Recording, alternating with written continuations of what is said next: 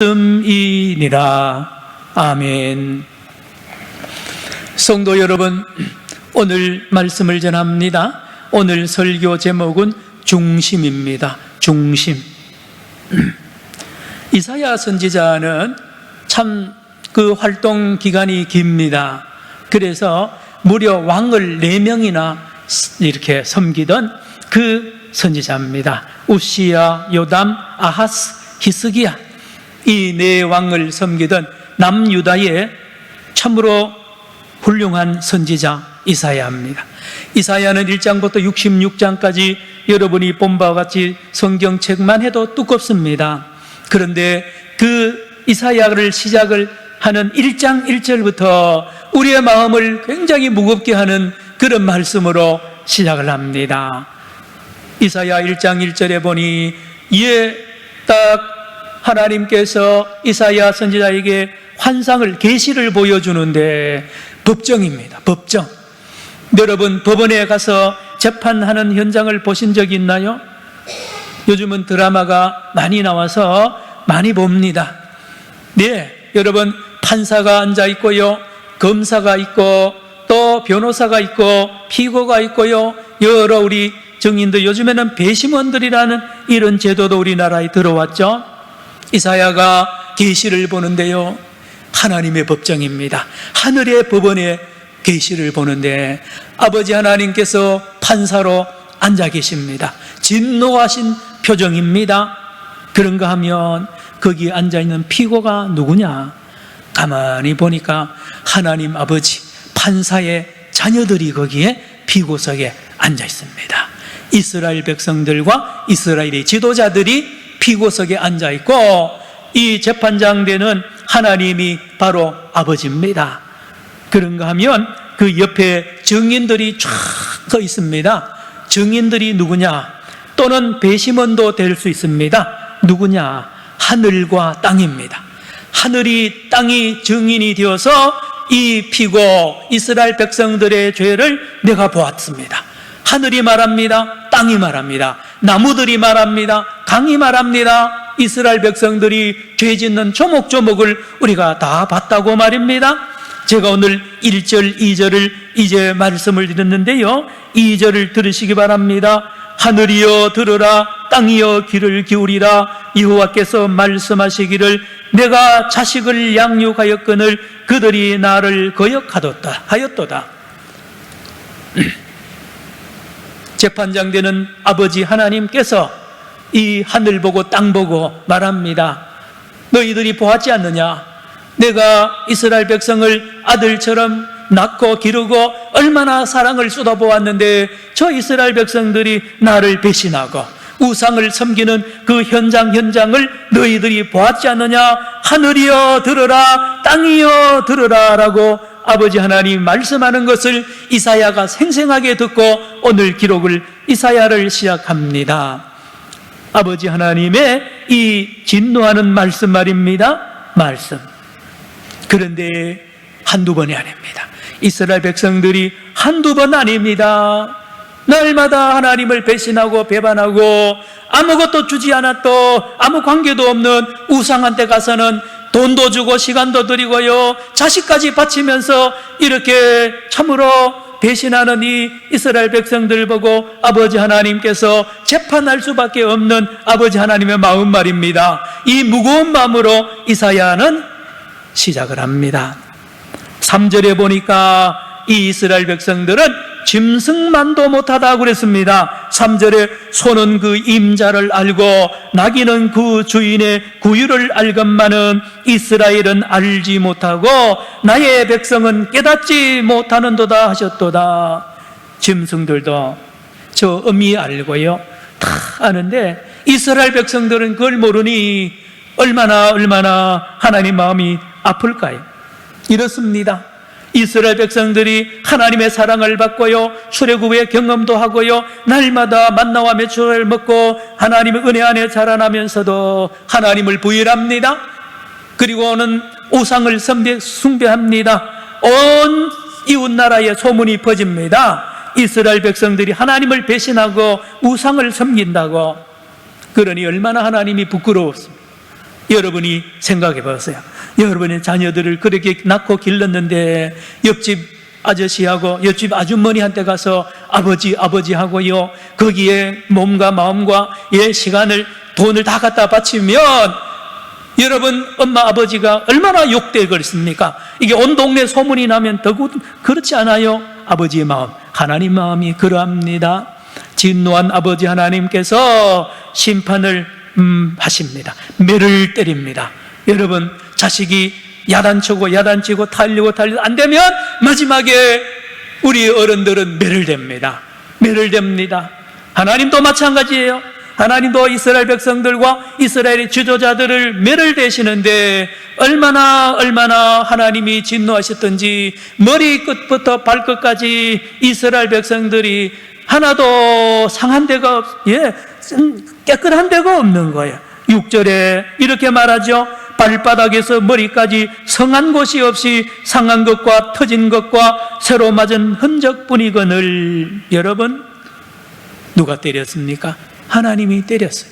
구약 성경 읽어보면 하나님이 이스라엘 백성을 때리는 경우를 얼마나 많이 봅니까? 많이 봅니까? 그러나 우리가 꼭 알아야 되는 것입니다. 아버지입니다. 아버지는 자식을 죽으라고 때리는 게 아닙니다. 회개하라고 때리죠. 그래서 8절과 9절에 보면 어떻게 합니까? 남겨둡니다. 예루살렘만큼은 남겨두는 거죠.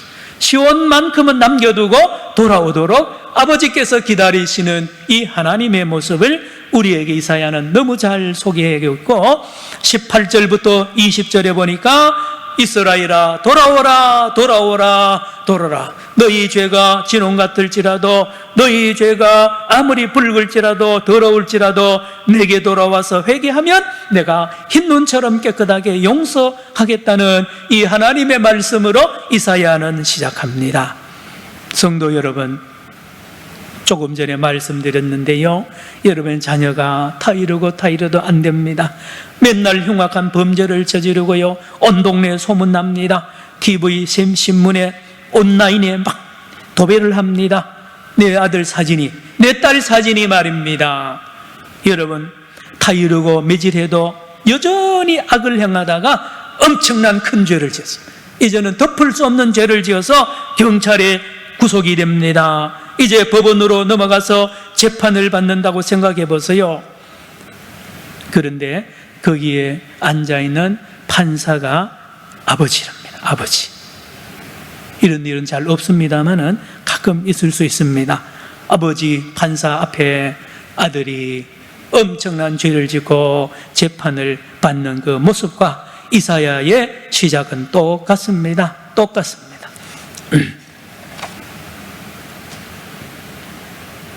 그런데 말입니다, 요 재판정에 서 있는 이 아들이, 이 자녀들이요, 얼마나 악한지요.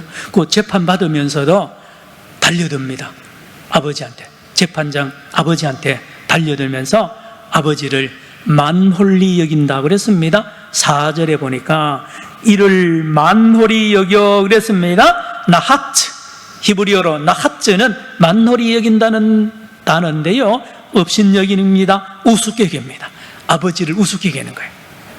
아버지를 친구보다 더 지나가는 아저씨보다 더 가볍게 여기는 이 아들 말입니다. 어떻게 할 겁니까? 어떻게 할 겁니까? 말을 함부로 막 해버려요.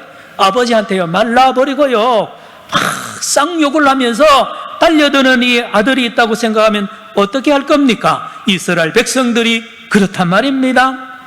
거기다 더 큰 죄는, 더 악한 죄가 뭔지 아십니까? 10절에 보니까 이스라엘 백성들이, 하나님의 자녀들이 들고, 성경책을 들고 하나님의 말씀이라고 들고 하나님께 달려듭니다. 하나님, 내가 뭘 잘못했습니까? 하나님이 준 법대로, 율법대로, 성경대로 다 했잖아요. 하라고 하는 거 다 했는데 왜 이렇게 나를 때립니까? 라고 달려드는 요 유대인들, 이스라엘 백성들의 모습, 하나님의 자녀들의 모습 말입니다. 하나님, 제사 드리라 그래가지고 제사를 얼마나 철저하게 드렸잖아요. 하나님 다 봤잖아요. 하루에 아침 저녁으로 상번제 드린다고 내가 얼마나 힘들은지 아시잖아요 라고 이스라엘 백성들이 하나님 앞에 달려듭니다. 여러분, 상번제 순양 2마리, 고운 가루 4.4리터입니다. 올리브 기름을 가지고 아침에도 드리고 저녁에 드립니다.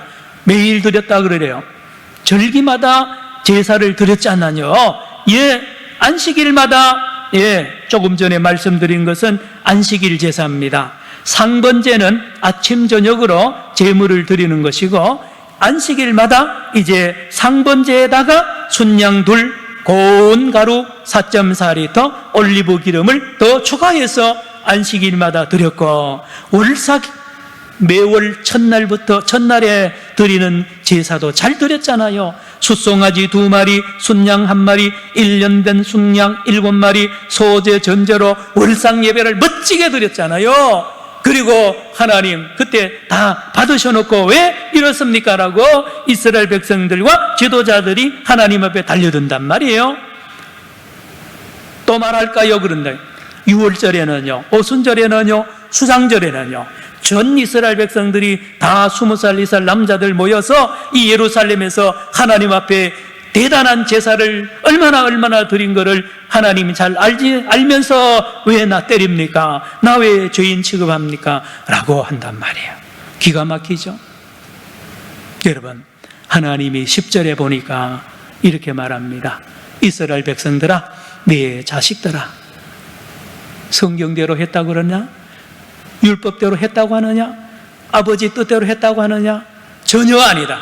전혀 아니다. 성경에 가장 중요하고 율법에 가장 중요하고 아버지 하나님이 원하는 가장 핵심을, 가장 기초를 너는 모르고 있구나. 성경 잘못 배웠다는 것이에요. 잘못 가르쳤고 잘못 배웠다는 것입니다. 그러면서 바로 가르쳐 주겠다고 말씀하면서 11절부터 쭉 말씀을 하시는데 내용은 그것입니다. 너희들이 안식일마다 매일 상번제, 안식일마다 제사, 월삭, 절기제사 드리는데 양도 가져오고 소도 가져오네. 다 안다. 그런데 너희들이 가져온 그 제물 고기 때문에 내가 못 살겠다. 고기 보기도 싫다. 비린내 내가 진절머리 난다. 기름에 내가 질렸다라고 말합니다. 너희들이 내가 고기가 없어가지고 굶주려 있는 하나님인 줄로 착각하냐? 너희들이 내가 피를 그렇게 원하는 하나님인 줄로 착각하고 있구나. 기름을 내가 그렇게 언제 달라고 했더냐? 라고 말합니다. 무슨 말이냐? 다 가져오는데 너희들이 마음은 나한테 안 주었지 않냐? 마음, 너의 중심은 내가 없다는 것입니다. 너희들은 모른다고 하지만 나는 분명히 본다는 거예요. 제물을 가져오고 기름 바치고 피를 바치고요, 그렇게 절기마다 먼 거리에서 가까운 거리에서 와서 제사 드린다고 하는데 진짜 내가 원하는 것은 너희들의 얼굴이 아니다. 너희들의 마음이다. 너희들의 중심이 나한테 와 있지 않고 제사 드리면서도 너희 마음은 우상한테 가 있지 않느냐? 바알과 아세라에게 가 있고 돈에 가 있고 권력에 가 있는 것 아니냐? 마음 한 번 준 적이 있냐 말이에요. 하나님이 이 말씀을 오늘 하고 있습니다. 그러므로 너희들이 드린 제물은 다 헛된 것이고 제사는 가증한 것이고 나를 더 화나게 만드는 것이라고 말씀하고 있습니다. 너희가 손에 들고 있는 그 성경, 그 율법책, 너희가 외우고 있는 그 성경, 그 율법책의 가르침이 뭐느냐? 그걸 아느냐? 알고 가르치고 알고 배우는 거, 알고 지킨다고 하느냐? 거기서 제일 중요한 것은 제물을 잘 바치고 흠이 없는 것 바치고 1년 된 순양을 바치고 기름을 넣되 바치고 언제 바치고 어떻게 바치고 하는 것이 중요한 것이 아니라 너의 마음이라는 것입니다. 너의 중심을 나에게 바치라는 것이 성경의 가장 중요한 요소라는 것을 너희들이 모르고 있구나 라고 하나님이 말씀합니다. 너희 마음과 너희의 중심을 하나님께 바쳐서 하나님을 사랑하고 이웃을 내 몸처럼 사랑하는 것을 성경이, 율법이 말하고 있는데 왜 그거를 너희들이 모르고 엉뚱한 그 외의 것들을 그렇게 중요하게 여기면서 하느냐 말입니다. 여러분, 마치 그렇습니다. 호세아에서에 또 있고요, 우리 주변에도 가끔 있습니다. 바람 피우는 아내가 말입니다. 남편 모르게 바람 피우는 아내가 열심히 살림을 합니다. 전에보다 더 열심히 설거지도 잘하고요, 잘하는 자녀 양육을 더 잘합니다. 바람 피우기 전보다요. 남편은 다 알고 있어요. 이미 자기 아내가 어떻게 바람 피우는 현장도 다 봤어요. 한두 번이 아니에요. 한 남자도 아니에요. 여러 남자예요. 그런데 이 아내가 이걸 남편이 모르는 줄 알고 그걸 감추기 위해서 더 배나 청소 잘하고요, 시부모에게 더 배나 잘합니다. 여러분, 이 여자가 잘하면 잘할수록 이 남편의 눈에는 가증스러운 것, 당연한 것 아닙니까? 하나님의 마음이 이렇단 말입니다. 13절과 14절이 그렇게 말합니다. 헛된 재물을 다시 가져오지 말라. 분향은 내가 가증히 여기는 바요. 월삭과 안식일과 대회로 모이는 것도 그러하니 성례와 아울러 악을 행하는 것을 내가 견디지 못하겠노라. 14절에 내 마음이 너의 월삭과 정한 절기를 싫어하나니 그것이 내게 무거운 짐이라. 내가 지기에 곤비하였느니라. 하나님의 말씀입니다. 여러분, 남편이 원하는 게 설거지 잘하고 애 잘 기르는 것 맞아요. 그런데요, 그보다 더 중요한 것은 무엇입니까? 아내가 마음을 남편에게 드리는 것 아닙니까? 아내의 중심을 남편에게 드리는 거죠. 그러면 거기에서 우러나오는 그 사랑으로 남편을 잘 내조하고 또 자녀를 사랑으로 기를 거 아닙니까? 마음은 없는데 중심은 다른 남자한테 가 있는데 하는 모든 일들이 악입니다. 가증스러운 것입니다. 가증스러운 것이. 이 마음, 아버지의 마음, 이 남편의 마음이 이 하나님의 마음이라는 것을 우리가 알아야 됩니다. 알아야 됩니다. 이거 끝까지 갈 것 같죠? 들통납니다. 들통납니다. 어느 날 이 아내가 바람 피우고 있는 이 남자가 나타나든지요, 무슨 사건이 터지는 거예요. 터집니다. 다 나타납니다. 엄밀하게 보면 그날부터 이미 나타나는 거예요. 왜요? 남편은 이미 다 알고 있어요. 처음부터 압니다. 하나님은 이스라엘 백성들이 우상 숭배하는 마음을 가졌을 때부터 이미 압니다. 이미 이스라엘 백성들과 지도자들 마음에 하나님이 마음에 없다는 걸 아는 거예요. 그러니 거기서 나오는 말과 행동이 바를 리가 있나요? 바로 안 보이는 거죠. 바로 당연합니다. 이웃을 사랑하겠습니까? 하나님을 사랑하겠습니까? 거짓말이죠. 다 마음에 없는 말이니요. 윤리가 바로 되겠어요? 도덕이 바로 되겠어요? 정의가 바로 서겠어요? 악이 가득합니다. 부정부패가 가득합니다. 가난한 자를 돌보겠어요? 과부를 변호하겠어요? 고아를 신원하겠어요? 정의로운 사회, 공의로운 사회, 정직한 사회를 이스라엘 백성들이 만들 능력이 없는 거예요. 왜요? 우상을 섬기는 한은 그런 능력이 없습니다. 하나님을 바로 믿어야만이 사회 정의와 공의와 정직을 외칠 수가 있고요, 불의를 보면 진노할 수가 있는 것이 하나님의 백성이고 신앙입니다. 하나님을 바로 믿으면, 하나님을 사랑하고 이웃을 사랑하면 그렇게 되는 것 아닙니까? 그러나 어느 날 들통난다니까요. 그 썩어빠진 마음과 그 더러운 행동이 낱낱이 드러나는 날이 옵니다. 코로나19가 우리 나라와 전 세계를 지금 휩쓸고 있는데 특별히 한국에는 특이한 일이 일어났습니다. 코로나19 태풍에 신천지가 발칵 다 적나라하게 드러나더니만 이제 다음에는 한국교회가 적나라하게 완전히 발가벗은 실체가 온 세상에 발칵 뒤집어졌습니다. 다 드러나 버렸단 말이에요. 대면 예배가 바른 예배니 비대면 예배가 바른 예배니, 여러분, 대면 예배는 어떻고 비대면 예배는 어때요? 여러분, 엄밀하게 보면요, 예배당에서 예배 드려도 하나님을 직접 못 만나면 직접 얼굴 못 보잖아요. 어차피 비대면이에요. 여러분, 비대면 예배고 대면 예배고 여기에 무슨 목숨을 걸고 신학적인 논쟁을 하고요, 교인들끼리요 비대면 예배 드리는 사람과 대면 예배 사람을 차별하고요, 서로 정통이니 뭐 이렇게 논쟁하는데요, 이거 아무 소용없습니다. 여러분, 하나님은 그걸 보지 않아요. 하나님은 비대면 예배들이나 대면 예배들이나 그들의 마음, 저와 여러분의 마음이 하나님에게 가 있느냐, 우리의 중심이 아버지한테 가 있느냐, 이걸 보는 것으로 꼭 믿으시기를 축원합니다. 여러분, 이걸 알아야 됩니다. 내 마음에 하나님을 사랑하고 이웃을 사랑하는 마음 말입니다. 그 마음이 있다면 비대면 예배든지요 대면 예배든지 하나님께서 받으신단 말. 여러분, 이사야가 믿던 하나님, 우리가 믿는 하나님과 같은 하나님이에요. 다른 하나님 아닙니다. 창세기의 하나님, 출애굽의 하나님, 요한계시록의 하나님은 똑같은 하나님이세요. 여러분, 가인이 믿던 하나님, 아벨이 믿던 하나님, 똑같은 하나님이에요. 여러분, 인류 최초로 하나님 앞에 제사를 드리던 가인과 아벨, 여러분 창세기 4장에 보면 나오잖아요. 4장 4절과 5절에 보니 가인이 제물을, 소제를 가지고, 곡식을 가지고 하나님 앞에 제사를 드리는데, 놀라운 것은 하나님께서 가인이 옵니다. 제물을 가지고 오는데, 하나님은 성경을 잘 보셔야 됩니다.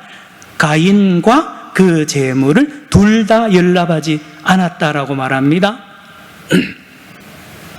하나님은 제물 때문에 안 받은 게 아닙니다. 가인의 마음에, 가인의 중심에 하나님이 없어요.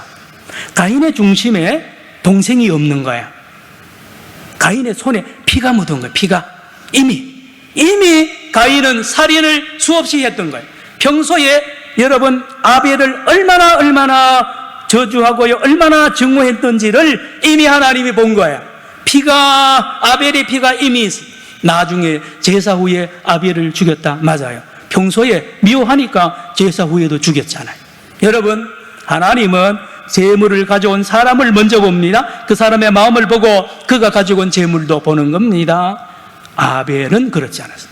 아벨은 양을 가지고 제물로 가져오는데 그 마음 속에 하나님이 가득 들어가 있고 형을 사랑하는 마음이 가득한 거 있잖아요. 그래서 하나님은 아벨과 그 제물을 기쁘게 연락했다고 말합니다. 성도 여러분, 오늘 본문 15절에도 말하죠. 이스라엘 백성들, 너희들 제물 가지고 그렇게 오는데 너희들 손에 피가 가득하다는 거예요. 피가 무슨 피입니까? 그게요, 무슨 피입니까? 형제를 미워하는 피입니다. 살인한 피잖아요. 사람의 피가 살인의 이 죄를 짓고 와서 하나님 앞에 나는 괜찮다라고, 하나님 나는 깨끗해요라고 오는데, 우리 하나님의 눈에 이스라엘 백성들 마음에, 이스라엘 백성들의 손에 피가 가득하니 하나님이 못 받는 거예요. 안 받는 거예요. 여러분, 우리 하나님은 인격자라고 제가 여러 번 설교했습니다. 그런데요, 귀신은 인격이 없기 때문에 귀신은 재물만 봅니다. 점쟁이한테 가면 복채 얼마 가져왔냐고 묻죠. 여러분, 점쟁이가 믿는 귀신이요, 너 바로 살아라, 거짓말하지 말고 살아라, 정직하게 살아라. 점쟁이가 사회의 정의와 사회의 공의를, 고아와 과부를 불쌍히 여깁시오, 이런 걸 말한 적이 없어요. 그녀가 믿는 무당이 믿는 귀신에는요 관심이 없어요. 이웃 사랑 관심 없어요. 하나님 사랑 관심 없어요. 오직 자기 자신입니다. 자기 자신. 그래서 재물만 보는 거예요. 이스라엘 백성들이 이 나쁜 걸 배운 거예요. 바알과 아세라를 섬기면 왜 나쁜지 아세요? 바알과 아세라는 사회 정의에 관심 없어요. 이웃 사랑에 관심 없어요. 하나님 사랑에 관심 없단 말이, 윤리와 도덕이 없어요. 그렇잖아요. 여러분, 나라가 망하는 것은요 간단합니다. 영적으로 하나님을 버리고 우상을 섬기고 귀신을 섬기고 귀신을 따라가면 나라 망하게 돼 있습니다. 귀신은 윤리도덕 이야기 안 합니다. 정직 이야기 안 합니다. 하나님은 그렇지 않아요. 성도 여러분, 예수님도 이렇게 대답하죠. 마태복음 5장 23, 24절에 예배드리다가 예배드리기 전에 형제하고 불화한 일이 있거든 생각나거든 그 제물을 그대로 두고 가서 형제와 화합하고 와서 예물을 드리라 제물을 드리라 예배를 드리라 그러잖아. 우리 산정형교회 주일 낮 예배 때마다 자백하는 기도하잖아요. 제가 이 말씀을 늘 읽잖아요. 왜 그렇습니까? 하나님은 인격자입니다. 하나님은 저와 여러분의 손에 피가 묻은 채로 예배 안 받으세요. 옛날이나 지금이나 똑같습니다. 가서 형제하고 화목하고 손을 씻고 그 형제에게 용서를 받고 와서 예물을 드리라는 하나님, 살아계신 하나님. 여러분 요한복음 4장 23, 24절에 여러분 사마리아 여인과 예수님과 깊은 대화하다가 예배 이야기를 하잖아요. 어떻게 합니까? 사마리아 여자가 우리는 이 그리심산에서 예배드립니다. 이 산은 거룩합니다. 여기 하나님이 임재합니다. 여기서 예배드리면 다 아버지 하나님 받습니다 라고 사마리아 사람과 사마리아 여자가 그렇게 믿고 있고, 유대인들은 예루살렘 성전산에서 예배드리면 여기 하나님 계시고 여기서 드리면 무조건 다 하나님 예배 받습니다. 예수님이 아니다. 이 산에도 아니고 예루살렘에도 아니라는, 집에서 예배드리나 예배당에서 예배드리나 그게 문제가 아니라는 거예요. 따라합시다. 신령과 진정으로. 신령과 진정으로. 무슨 말입니까? 너의 마음을 하나님 앞에 드리는 것이 중요하다는 거예요. 너의 중심이 하나님에게 있고 너의 중심이 이웃에게 있는 것 중요하지 장소가 중요하지 않다는 우리 주님의 가르침은 가인과 아벨의 그 나타난 하나님과 똑같은 하나님의 가르침인과 똑같습니다. 성도 여러분, 하나님은 예배 시간만 우리 보는 게 아닙니다. 하나님은 24시간을 보세요. 365일을 봅니다. 그 365일 전체가 예배가 되어야 됩니다. 365일 전체가 하나님을 감동하고 이웃을 사랑하는 삶을 살아야 예배 시간에 올 때에 그 예배를 받는다는 말씀, 아무도 모릅니다. 여러분 요한복음 4장에 보면 예수님이 아주 깊은 말을 하는데요. 이 사마리아 여자 보고 사마리아 사람들 당신들은 모르는 것을 예배하고 우리는 아는 것을 예배한다는 말씀을 합니다. 여러분, 예수님이 오신 이유가 무엇입니까? 이거 가르치려고 했어요. 예배가 얼마나 기초입니까? 하나님과 만나는 신앙의 기초가 예배인데 이스라엘 백성들과 지도자들이 그렇게 성경을 달달달달 외우고 제사를 그래 드리면서도 예배의 기초를 모르는 거 있잖아요. 심령과 마음과 이 중심을 하나님께 드리지 않고 겉으로 제물만 드리면 된다고 가르치는 이 잘못된 가르침을 예수님이 바로 가르치러 오셨고, 이렇게 드릴 수 있도록 가르치실 뿐만 아니라 실제로 십자가를 지시고 이 올바른 바른 참 예배를 이루시고 성령을 보내셔서 우리에게 참 예배를 드리게 하신 분이 우리 주님이십니다. 말씀을 마칩니다. 여러분, 며칠 전에 태풍을 여러분 경험했죠? 저도 밤새도 얼마나 바람이 폭염 말입니다. 날씨 덥습니다. 코로나가 창궐합니다. 그런데요, 오늘 말씀을 보면 이렇습니다. 코로나가 소리칩니다. 폭염이 소리쳐요. 어디서? 정인석에서. 태풍이 소리치는 겁니다. 어디에서? 정인석에서. 누구를 향하여? 저와 여러분, 한국교회와 한국교회 목사 장로들을 향하여 소리칩니다. 저 죄인들이라고. 저 예배도 제대로 안 드리고 하나님을 사랑하고 이웃을 사랑하는 마음에도 없는 예배 드리고 이렇게 교회를 이끌고 나는 저 사람들을 하나님 정죄해달라고 태풍이 소리치는 것 여러분 들어야 됩니다. 폭염이 소리칩니다. 코로나가 소리치는 거예요. 성도 여러분, 깨달아야 됩니다. 절호의 기회입니다. 하나님이 준 마지막 기회예요. 오늘부터 코로나가 끝나면 더군다나 한가지 신령과 진정으로 예배드리는 이 한 가지를 바로 배운다면 이 코로나도 우리에게는 나쁜 것이 아닙니다.